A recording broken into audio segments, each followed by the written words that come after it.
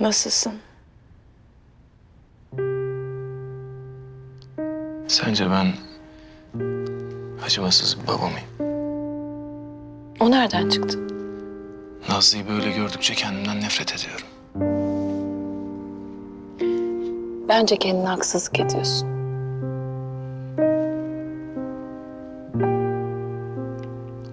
Zaten bugün çocukları da azarladım. Baba olmak böyle bir şey zaten Erdem. Hepsi onların iyiliği için. Birilerinin hatalarını yüzlerine söylemesi lazım. İyi de Nazlı benden nefret ediyor. Senden nefret etmesi canının yanmasından iyidir. Sağ ol. Çok ferahlattın içim. Yoruldun. Hadi uyuyalım artık.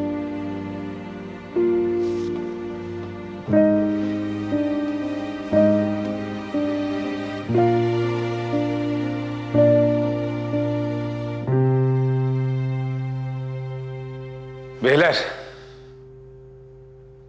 Erdem komutanımın bir ricası var. Hayırdır? Yarın hep beraber Kızılay'a kan vermeye gidiyoruz. Tabii komutanım, seve seve.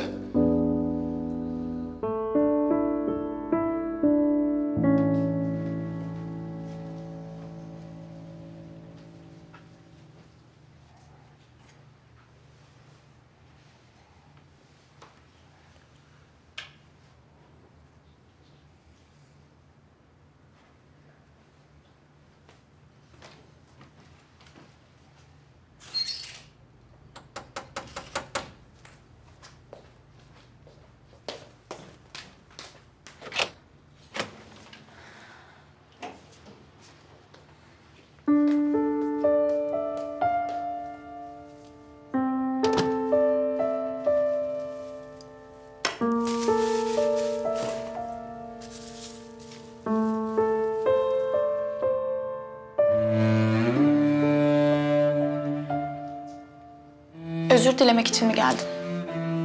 Yo, ev için hayırlı olsuna geldim.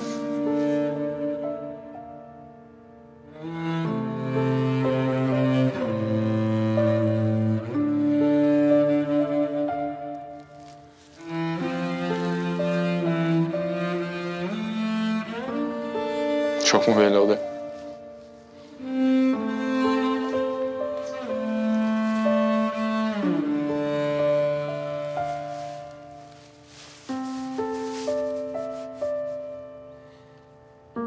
Özür dilerim. Kendimi kaybetmişim. Haklısın.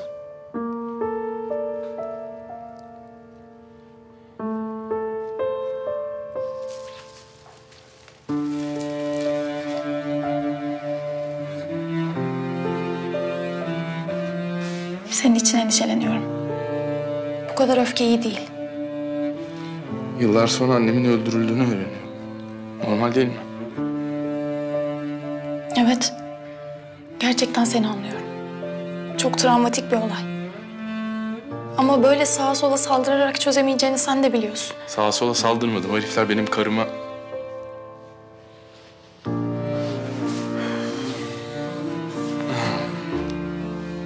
Yani sana sarkıntılık ettiler. Dayağı hak ettiler yani.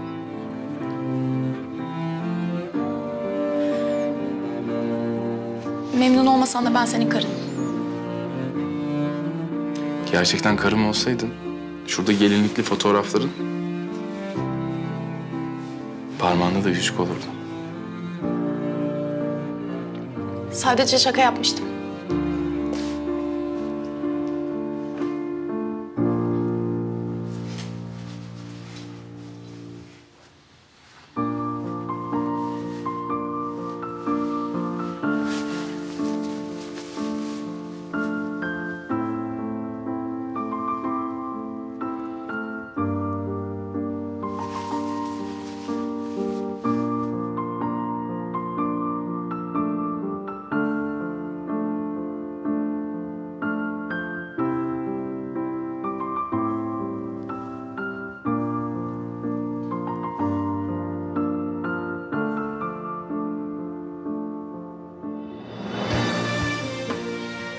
Annemin de.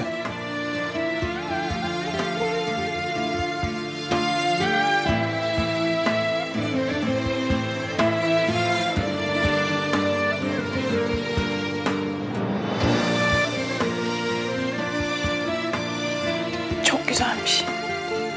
Onun da senin gibi ince zarif elleri vardı.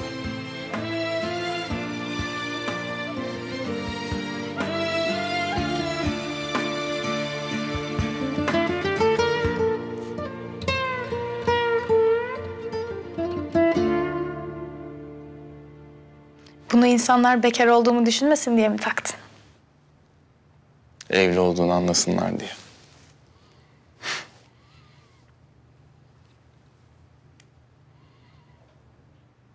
Ben kaçayım.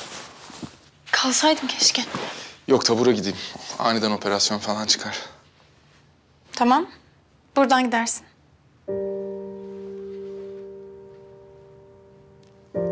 Yok ya, diş fırçam falan taburda.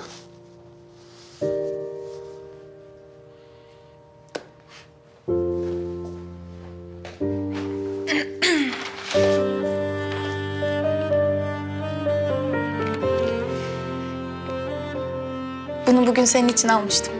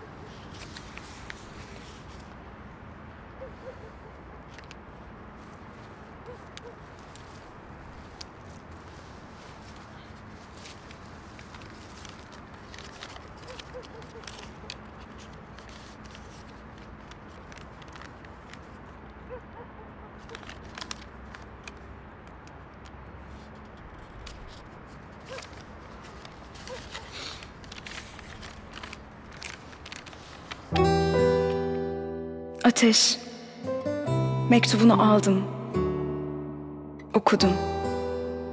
Yetmedi, bir daha okudum. Sonra bir daha. Her fırsatta bir daha okuyorum. Çok özledim seni. Keyfim yerinde diye yazmışsın. Yalan söylediğini biliyorum. Kim bilir hangi belanın üzerine atladın yine. Kim bilir nerede ölümle burun burunasın. O kadar korkuyorum ki.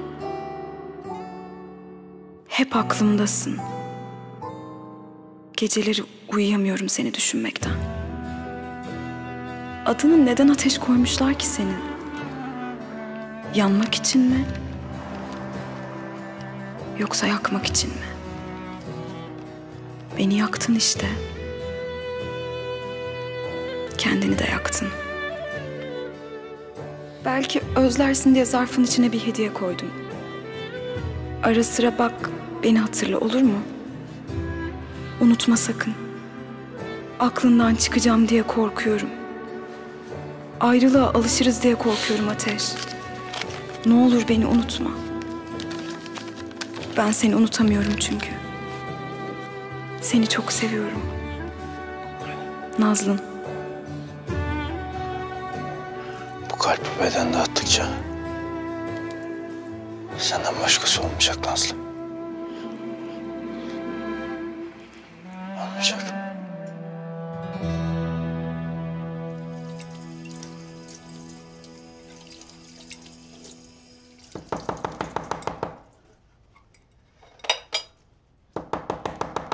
Geldim anam, geldim. Allah Allah. Kız Neriman, niye alacaklı gibi çalıyorsun kapıyı? Vallahi korktum, evi almaya geldiler sandım ha. Ne oldu kız sana? Ne bu hallerin, hareketlerin? Hala bilmiyor gibi davranıyorsun ya, helal olsun sana. Çek şuradan, çekil. Çekil. Ne oldu ki buna acaba? Bak bak. Kız. Allah Allah.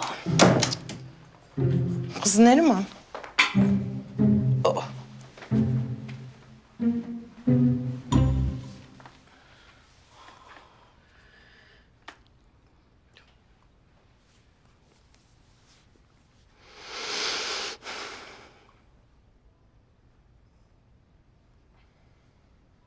Yeni mi bu? He, yeni. Geçen günde örneğini almıştım ya. Ne de çabuk örmüşsün. Aman işte evde boş boş oturuyorum. Televizyonun karşısında örüp gidiyorum işte. Olsa da zaten bir şey anlatmıyorsun ya. Bak ya. Ya Neriman, sen şu ağzındaki baklayı çıkar bakayım. Ne bu hallerin, hareketlerin? Kız kaçırmışsınız. Mahalle çalkalanıyor. Konu komşudan mı duyacaktım ben? Kim kız kaçırmış? Ben mi? Ay yok canım, sen olur mu? Oğlan kaçırmış. Hani şu su vardı ya. Feyzullah onu kaçırmış işte. Allah senin canına. Kız, Feyzo görevde ya kaç aydır ben bile yüzünü görmüyorum çocuğun. Ne anlatıyorsun sen bana?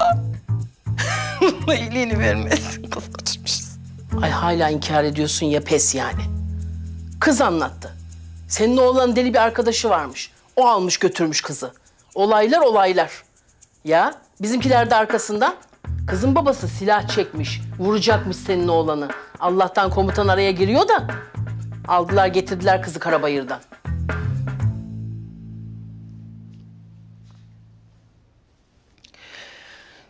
Nereden getirdiler dedin? Karabayır'dan. Senin oğlan komando ya orada. Ne komandosu kız? Ağzından çıkanı kulağın duyuyor mu senin? Bak benim oğlum turizm jandarma. Heh.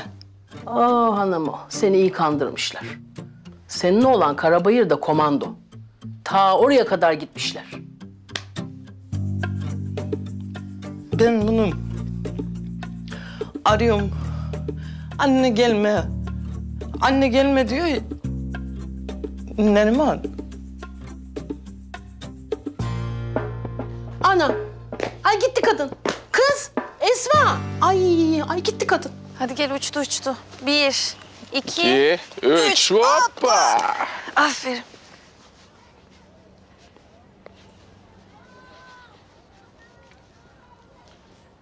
Evet. Seni çok özleyeceğim Bahar abla.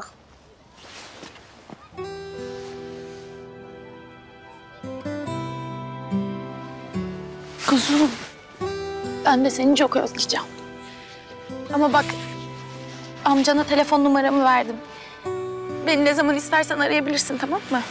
Tabii ne zaman istersen. Keşke sen de gelseydin.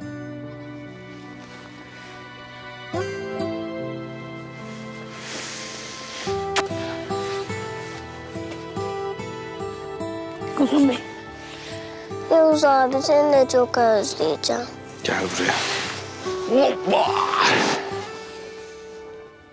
Amcanı duydun. İstediğin zaman arayacaksın. Geleceksin de.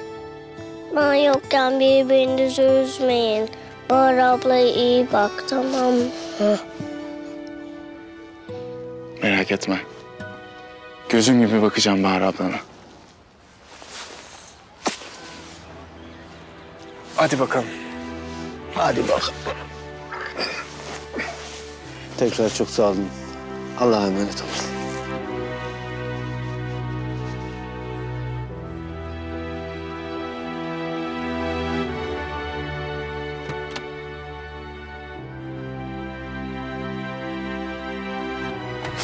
Hadi. Üzülme.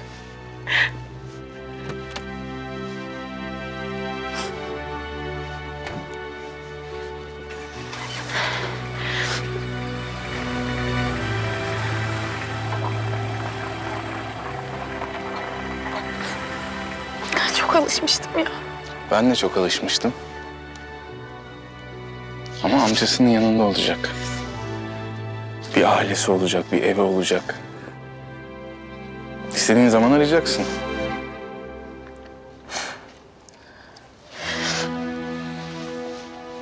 Sizinkiler de buradaymış. Kan bağışlamaya geldiler. Ben şimdi onları alıyorum, karargaha geçiyorum. Sen de kendini daha fazla üzmüyorsun, tamam mı?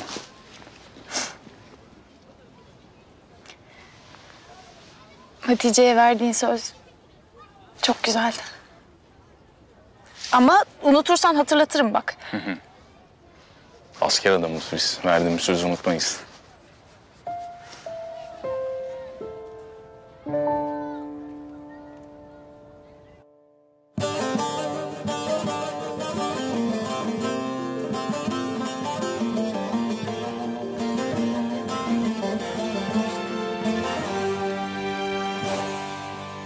Kan grubunuz nedir?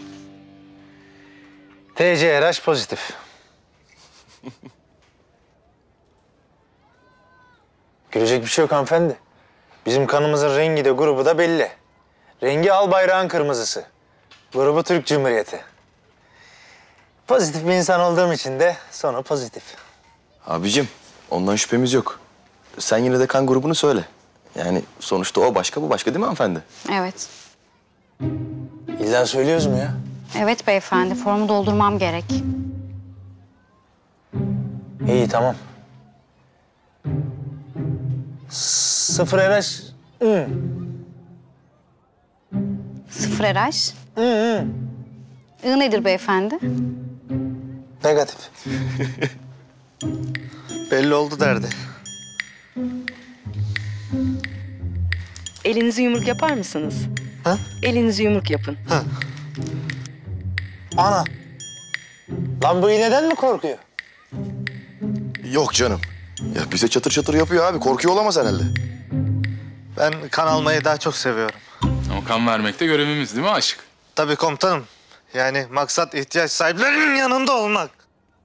Tamam, bitti. Hepimizin kanı son damlasına kadar bu memlekete feda olsun komutanım. Teşekkür ederiz. Sadece kan değil, ihtiyacı olanlara hayat da verdiniz. Hayat kurtarmak bizim işimiz hanımefendi. Biz teşekkür ederiz.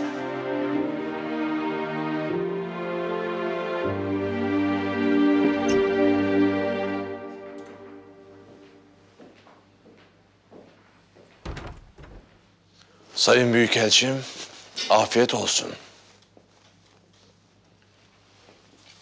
Hoş geldin Agah. Hoş bulduk. Gel, sana göstermek istediğim bir şey var. Bunun ne olduğunu biliyor musun?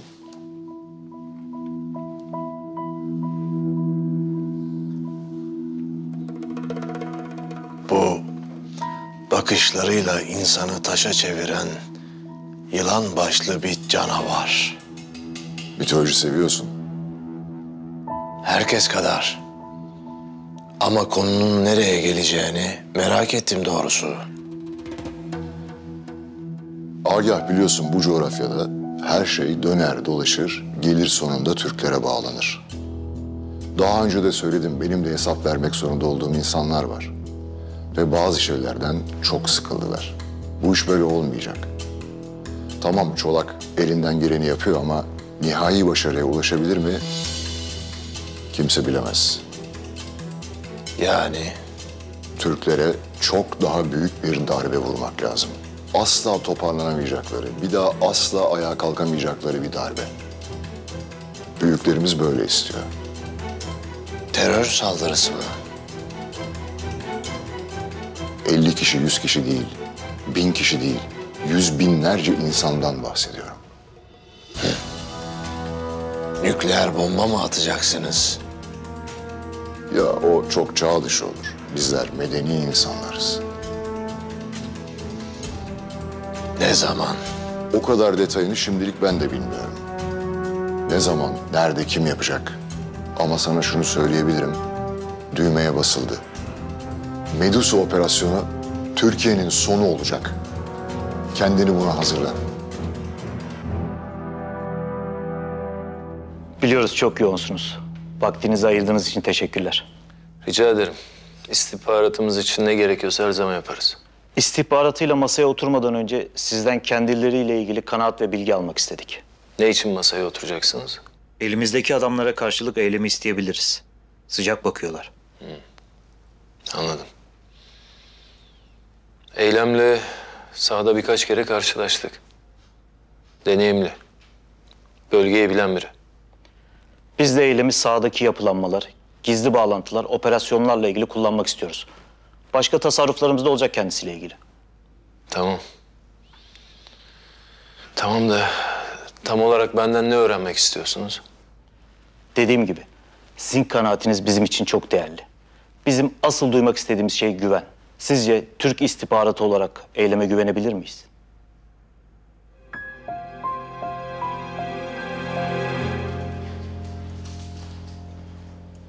Avcı.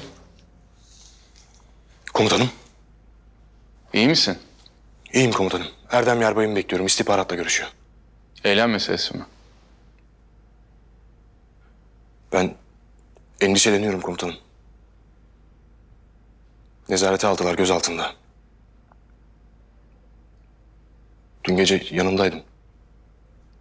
Çok kötüydü. Erdem komutanım en doğru kararı verecektir.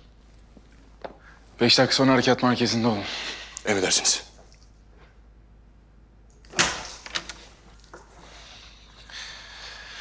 Görüşleriniz bizim için çok değerli. Tekrar teşekkür ederim. Ben teşekkür ederim. Bir faydamız olduysa ne mutlu bana. İyi günler. İyi günler. Komutanım. Avcı, bu eylem meselesi çok fazla oldu. Ben istihbarata fikrimi söyledim. Gerisi onlara kalmış.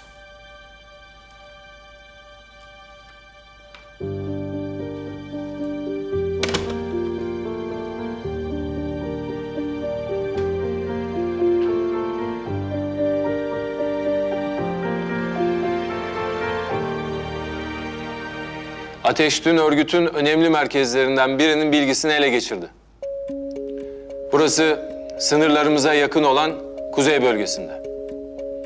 Stratejik olarak farkı,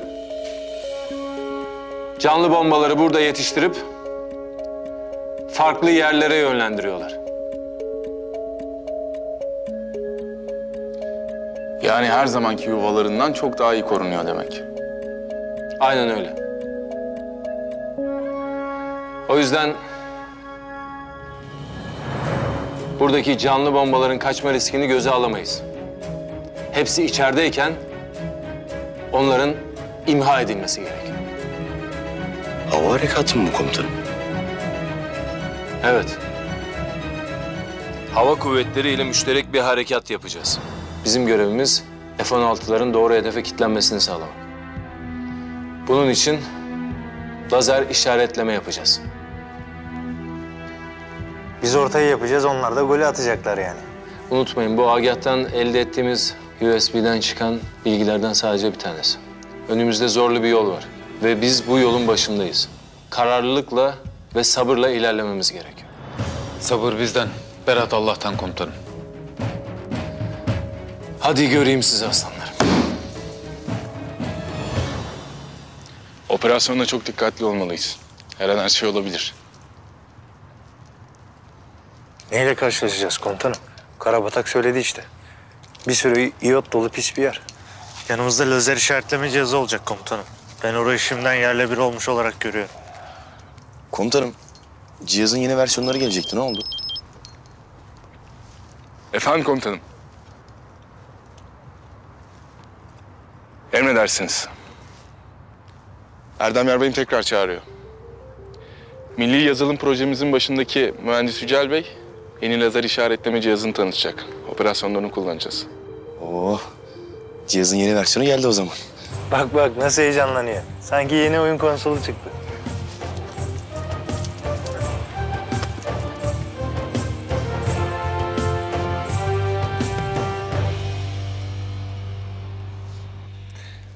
Evet Yücel Bey, biz hazırız.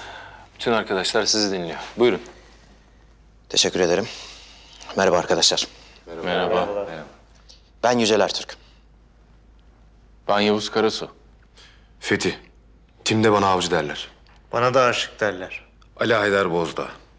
Bana da Keşanlı derler. Bana da Çaylak derler. Çaylak. Bana da bir zamanlar çaylak derlerdi. Ah. Nasıl kurtuldunuz sonra? Kurtulamadım. Yüksek mühendisim ama bazı arkadaşlarım hala bana çaylak derler. Lakap meziyetini övmek için değil de sana yakıştığı için veriliyor. Heh. Aldın mı cevabını çaylak? O zaten bizim gönlümüzün çaylağı. Usta olunca değişecek sanıyor işte. Yücel Bey, milli yazılım projemizin baş mühendisi. Başarılarıyla ve savunma sanayimize katkılarıyla paha biçilemez. Estağfurullah. Sizinki gibi benimki de vazife efendim. Vallahi helal olsun adama. Sen yapacağım dedikten sonra hayatta hiçbir şey sana engel olmuyor işte. Aynen öyle aga. Bak bunu iyi dedim. Dinleyin beyler. Pardon komutanım. Evet Yücel Bey, söz sizde. Yücel Bey bize cihazı tanıtacak. Cihazın özelliklerini tanıtacak. İyi dinleyin. Operasyonda bir sıkıntı istemiyorum. Teşekkür ederim Erdem Yarbay'ım. Gördüğünüz alet bildiğiniz gibi lazer güdümlü mühimmatların hedefe varması için işaretleme sağlayan bir cihazdır. İkinci nesil lazer hedefleme cihazı olarak üretilmiş olup eskisine göre daha kompakt, mesafe uzunluğu neredeyse 2 katıdır. Tamamı yerli mühendisler tarafından tasarlanmış olup yazılım ve geliştirme olarak bizim mühendislerimiz tarafından üretilmiştir. Vallahi helal olsun be. Peki eskisi gibi mi kullanılıyor bu? Ufak tefek farklar var. Ben size göstereyim.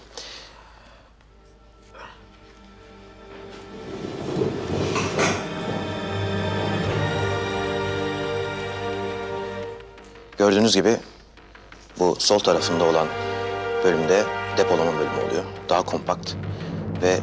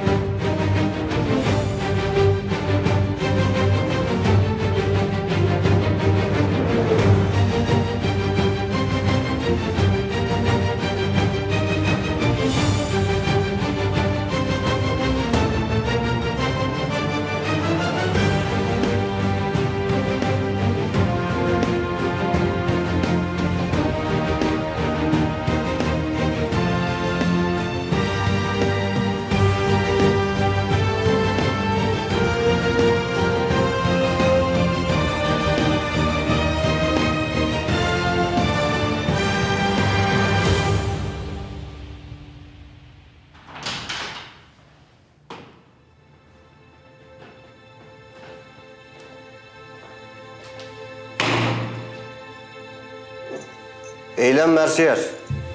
Serbestsin. Kardeşim iyi mi? Bilgi verecekler, merak etme. Birazdan istihbarat gelip alacak seni. Fransa mı? Türk istihbaratı. Nasıl yani? Anlaşma sağlandı. Artık Türk istihbaratı için çalışacaksın.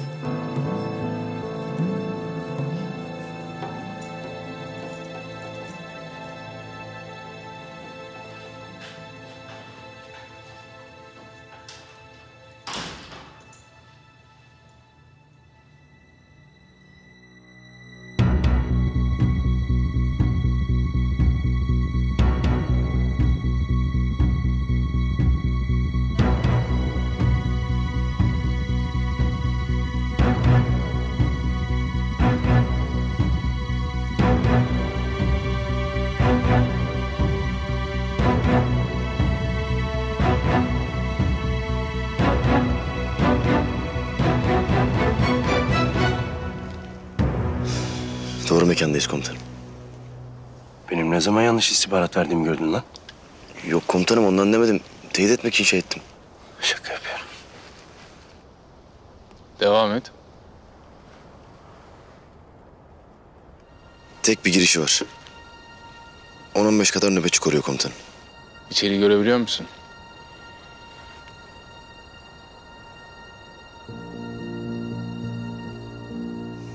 Olumsuz. Ben görebiliyorum. Teknolojide bir yere kadar. İçeride sürüsüne bereket canlı bomba malzemesi var. Bir o kadar da eylemci. Başlarında bir adam var. Bunlara bilgi veriyor. Nereye patlatacaklarını falan söylüyor. Beyinlerini formatlıyor. Gerisini göremiyorum. Bu nasıl kafa ya? Boş. Tamamen yıkanmış. Aynen öyle. Komutanım uçak havalandı mı? Kalkıyorlar. Kule Şahin 01, Rule müsaadesi kalkış talimatı. Şahin 01 kule. Aktif pist 03. Rüzgar 0.30'dan altına. Altimetre 2996. Rule'ye serbestsiniz. 03'e 2996. 2 uçak rulede. Şahin 01 kule. Klerans almaya hazır mısınız? Şahin 01 dinlemede devam edin. Kalkışı takiben pist istikameti muhafızlar Afkon ile temas. Seviye 230. Takiben Nusret radarı ile kanal 10. IFF 2201. Tekrar edin. Kalkış sonrası pist istikameti Rapcon'la temas seviye 230. Takiben Nusret radarı kanal 10 IFF 2201. Tekrarınız doğru. Hazır olduğunuzda piste giriş kalkış serbest. Sıranız 1. Allah yardımcınız olsun. Şahin 01 1 numara kalkışta. 2 numara kalkışta. 2 takipte. Kardeşim iyi mi? Merak etme. Burnu bile kanamadı. Gayet iyi. Konuşmak istiyorum onunla. Konuşacaksın, sabret. Madem serbestim niye çıkarmıyorsunuz kelepçeleri? Resmi süreç gittiğimiz yerde sonlanacak. Orada gereken yapılacak. Gittiğimiz yer neresi? Sabret dedim sana.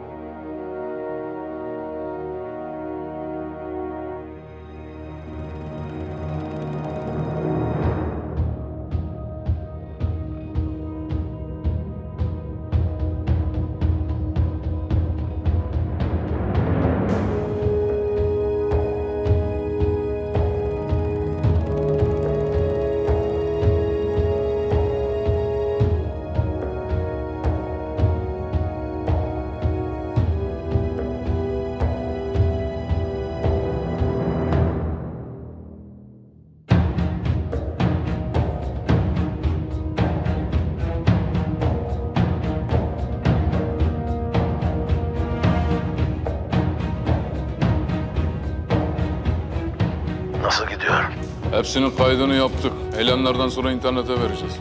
Unutmayın, hepsi eş zamanlı patlayacak. Aynı anda. Üçünü önceden sınıra göndereceğiz. Kaos yaratıp işlerini bitireceğiz.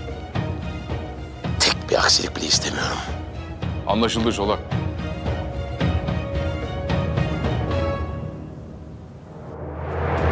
Araçlar hazır. Tamam. Bir grup önden çıksın. Yerlerine de gitmeden güzel bir sofra hazırlayın. Karınlarını iyice doyursunlar. Dilediğince de yesinler. Merak etme, erzak birazdan gelecek.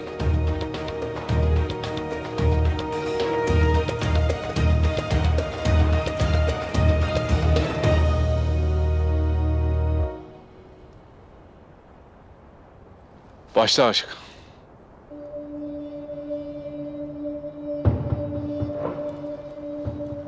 Komutanım. Dinliyorum Yavuz. Bölgeye intikal ettik. Lazer hedefleme hazır. Tamam. Beklemede kalın. Emredersiniz. Şahin push Rapcon. Anlaşıldı.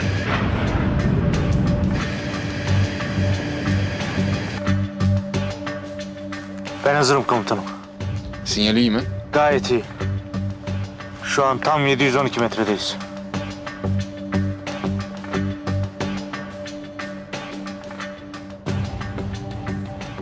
Komutanım, şuna bir bakın, çıkıyorlar.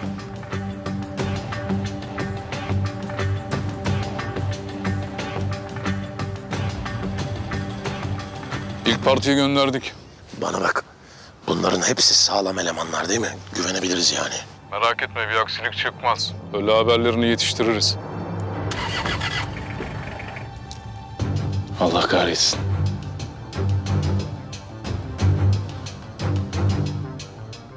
Komutanım, hedefte hareketlenme var. Bir grup önden çıkıyor.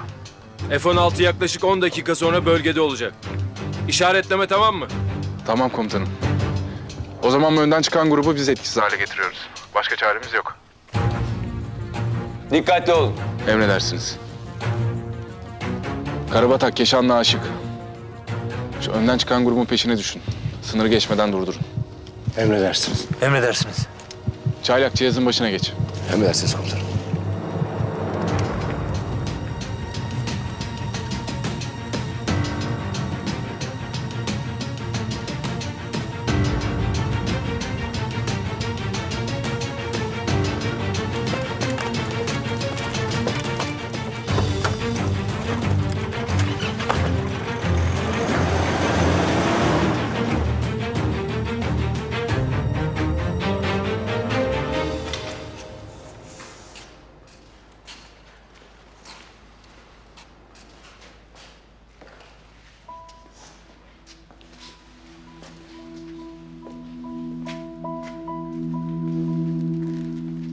Ne yapıyoruz, neyi bekliyoruz? Geliyoruz.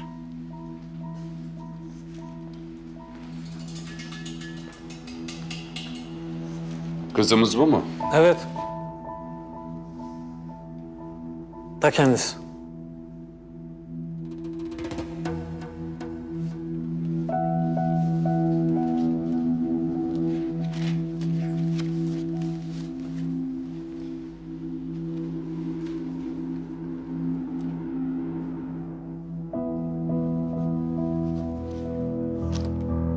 Artık sizindir. Merak etmeyin. Ona çok iyi bakacağız. Ne oluyor, beni biriyle takas mı ediyorsunuz? Şu andan itibaren hiçbir soru sormayacaksın. Sadece bizim söylediklerimizi yapacaksın. Ama bana bir açıklama yapmak zorundasınız. Kimsiniz siz, ne oluyor? Neden buradayız?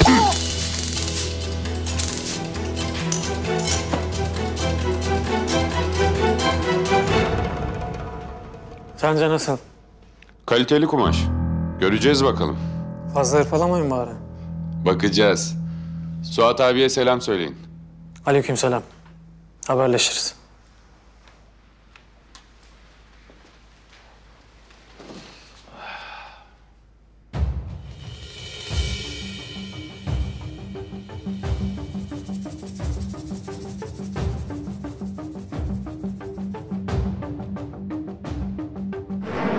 Nusret parola tercihsi için hazır mısınız?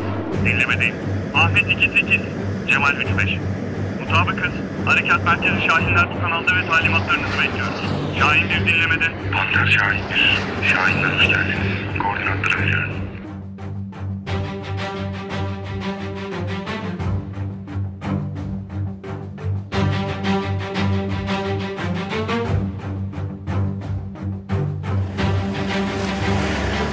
Bas aga bas, kaçıyor bunlar. Basacağım da yol yok.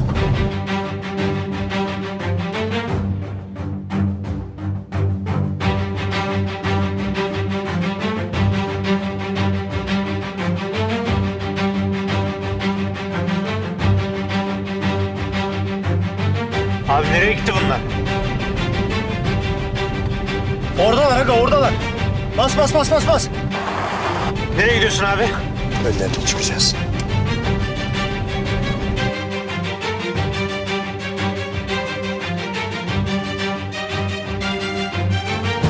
İlk ekip çıktı. Diğerleri ne durumda? Ne zaman çıkıyorlar? Bana bakın. Bir gevşeklik istemiyorum ona göre. Hepsi senin için canını vermeye hazır Çolak. Ben canlarını vermelerini istemiyorum. Can almalarını istiyorum. Merak etme, üzerlerini giydirdik. Her şeyi de öğrettik. Karınlarını doyurup yollayacağız. Güzel. Bu kadar kolay pes etmeyeceğimizi anlasın o Türkler.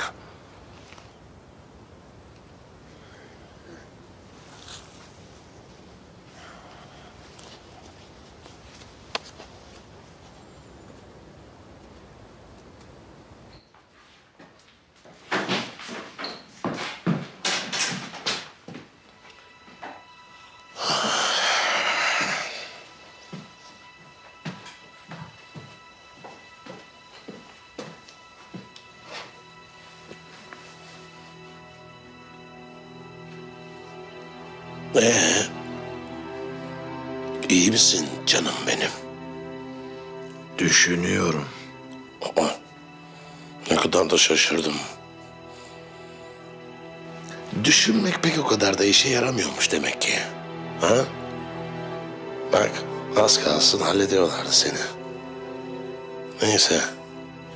Küçük bir delikle kurtuldun. O da benden hatıra.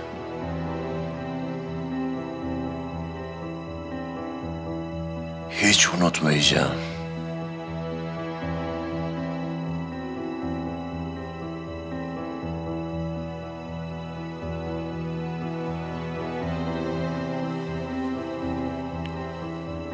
Şimdi söyle bakalım bana. Olcay'ı neden öldürdü? Konuşmaması gerekiyordu. Zaten bir halt bildiği yoktu. Bu operasyonda bir halt bilmeyen Sadece sensin canım benim.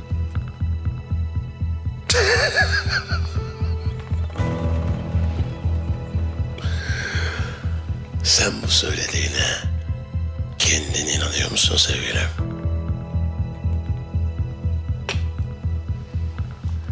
Olcay'ı neden öldürdüğünü bilmiyorum. Ama sen benim er ya da geç bu cevabı bulacağımı biliyorsun. Öyle kolay sıyrılamazsın bu meseleden.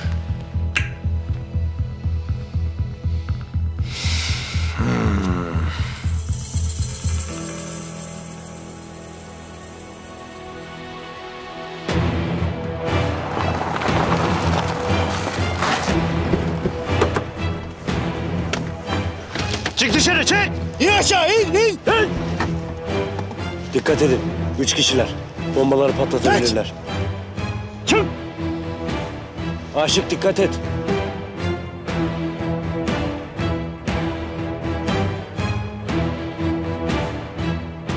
Aşık yavaş! Buraya gel. Buraya gel.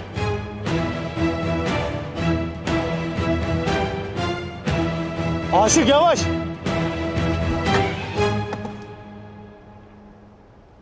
Beyler burada kimse yok. Çök. Dizlerinin üstüne çök. Çök!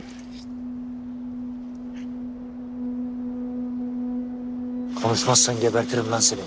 Söyle neredeler? Konuş! Bana bak lan. Adamları nerede indirdin? Söyle bana çabuk. Adamları nerede indirdin? Bu aşağı derenin orada inip başka bir arabaya bindiler. Neredeler bilmiyorum. Aşık. Gel buraya. Arabaya iyice bağla. Kaçmasın.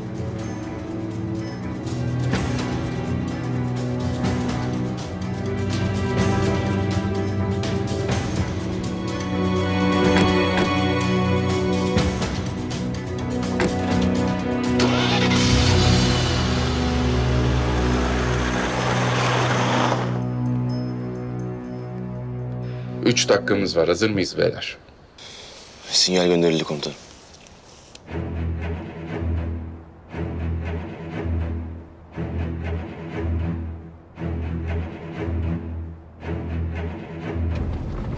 Aga bunlar sivillerin arasına karışırsa biteriz biz. Karışamazlar. Karıştırtmayız.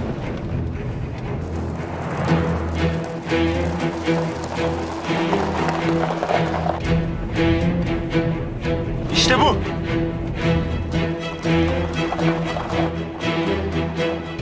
Arkamızda var.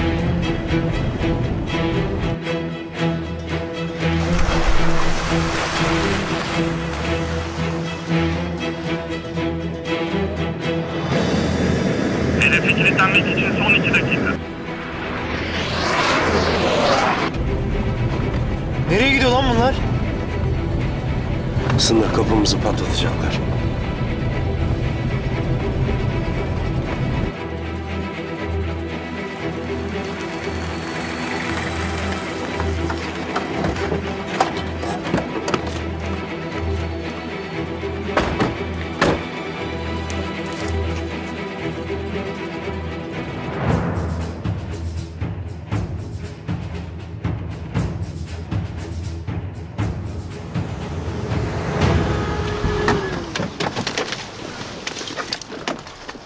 Yaşan lan Aşık.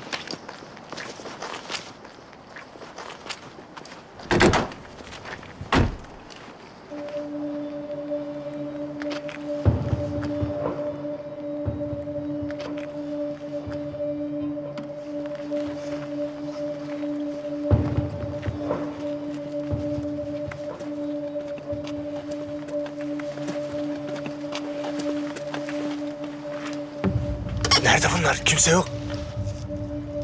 Yoklar.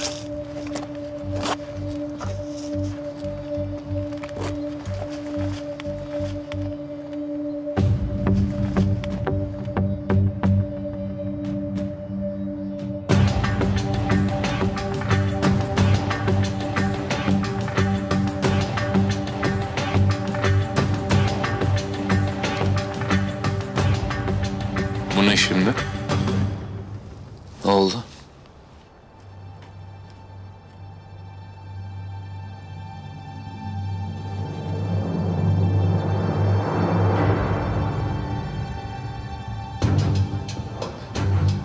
Örgütün kullandığı araçlara benzemiyor.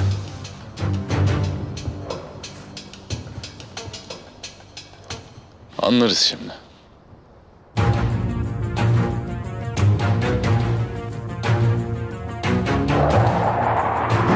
Hedefe son 1 dakika.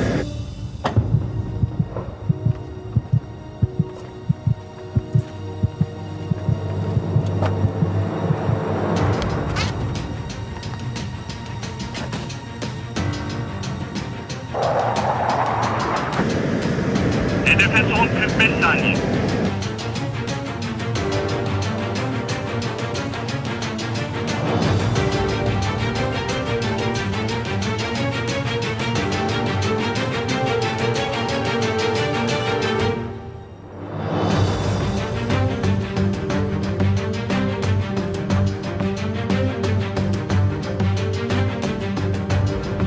Hatice.